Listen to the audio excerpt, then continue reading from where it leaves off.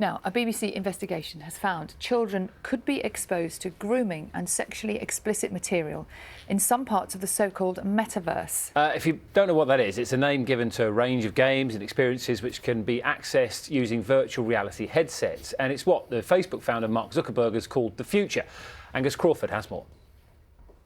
Meet Jess. She's 25, a BBC journalist. But in virtual reality, she's pretending to be a child.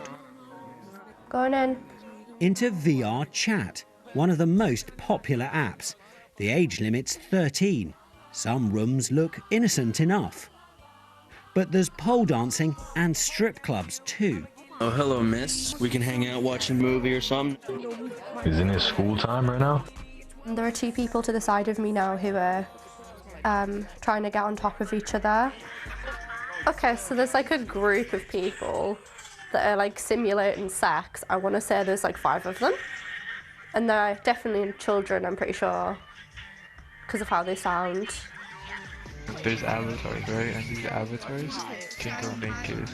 And then Jess is assaulted. Oh my God. What was that like? Horrible. It was strange. It felt like it was happening to me. Stop it. Leave me alone.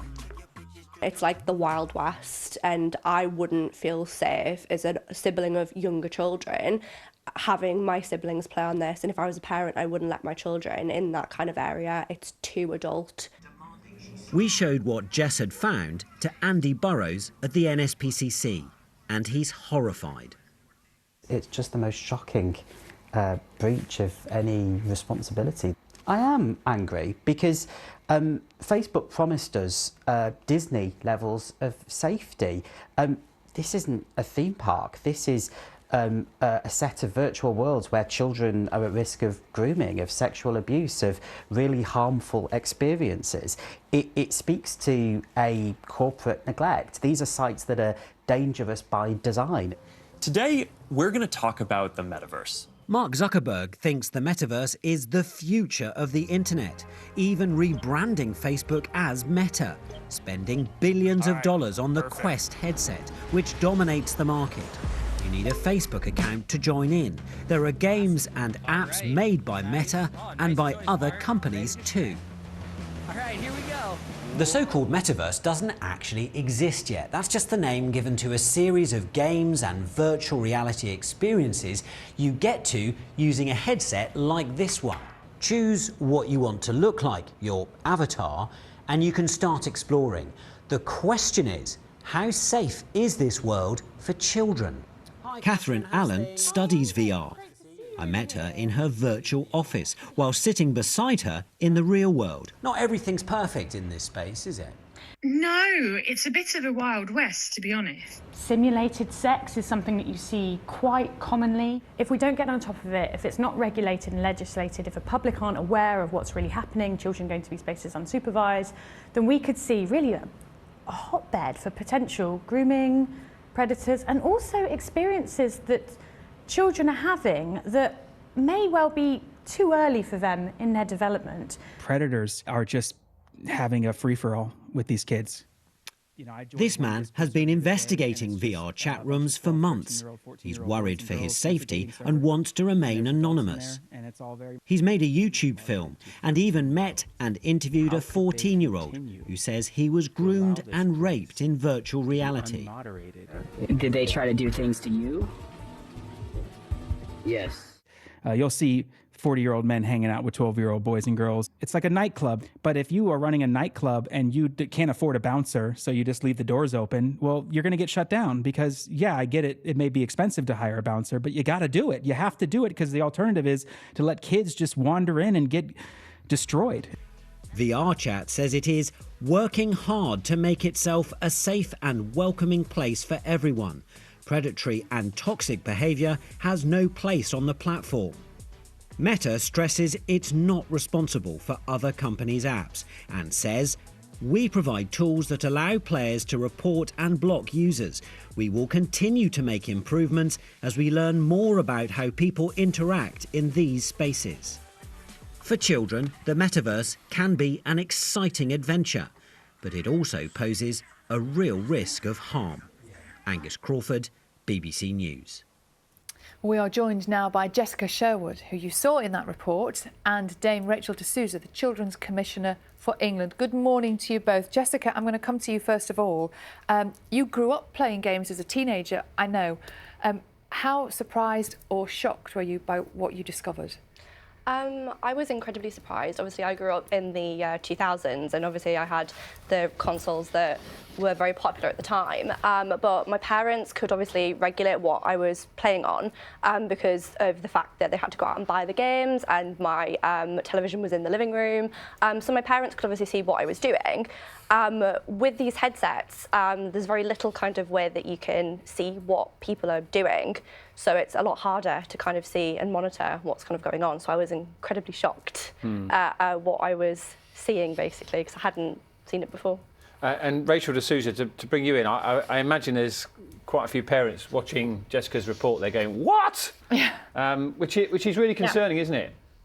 Yeah, I mean, absolutely. I mean, I'm not surprised, but I am really horrified. I've been bringing the tech companies in to meet with me to get them to act more quickly and ensure that that children can be safe online. They need to be as safe online as they are offline. And if I was a parent watching this, I'd be really worried. But why I'm not surprised is because hundreds and hundreds of children tell me all the time about these experiences. It's not only Meta, it's right across social media. And that's why I'm pleased the online safety bill's going through. And that's why I'm arguing for age verification so that children are only really getting age-appropriate experiences. That's got to be embedded in this. But I'm really concerned that Meta haven't made their metaverse safe by design. We have an age-appropriate design code, and I expect a better of them. Are you telling me that Mark Zuckerberg, with all his fantastic engineers and ability to create this, can't keep children safe? So that's my challenge to the social media companies, and they should be stepping up now, even though legislation is going to go through and make them step up. They should be stepping up now.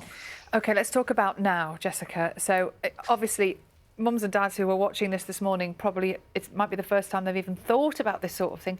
What could you do today to make these headsets safer? I think age verification is a really big deal. I mean, to get on these headsets, you just need a Facebook account. So the minimum age is 13, but obviously any child can log on and pretend that they are 13. Otherwise, when you are actually in these spaces, they are very adult spaces. It's for children, it's for everybody. But the things that go in there, go on, are just there's lots of adult conversation, there's lots of graphic content. So I think having some kind of barrier for kind of rooms that you can go into on VR chat would basically do a lot, just so that then, even if these things are going on, minors would not be exposed to them, as obviously Chloe was. And part of the problem, I guess, is when you said, when you were playing on consoles, you were doing it on the telly in the living room.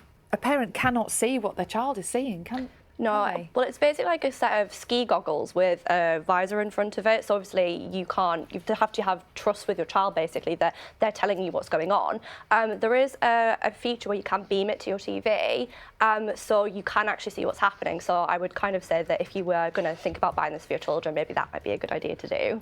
And how easy was it for you to gain access to those adult-only areas, and how realistic did it feel when you were in there?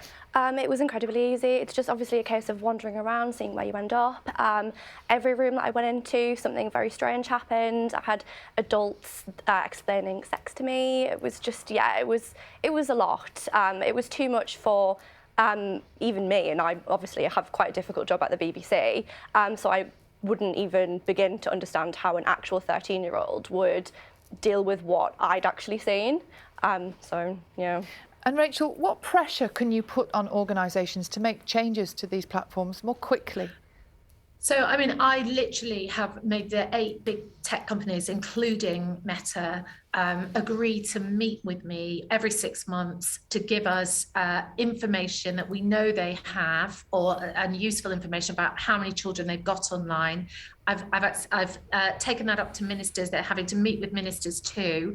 We need the legislation, but I think we also, and we need to keep the pressure on. They're great big global companies. They can do better. So I think we are, government are going to be holding them to account. There's the age appropriate design code, but I think what Jess was saying about what we can do while the legislation and while those things are going through, it was really important. I think parents shouldn't just turn away from this. It's difficult. I'm a parent, but I didn't grow up with this. But what 16 to 21-year-olds told me, I had a number of them in to say, what do they wish their parents had known about the online world? And they said, parents, find out about it. We've done a guide about it. You can find it on the Children Commissioner's site. Find out about things that go on, but also keep talking to your children about it. Don't let it be another separate world you're not part of. And actually the 16 to 21-year-olds told us, even when mum keeps asking, is everything okay? And you sort of like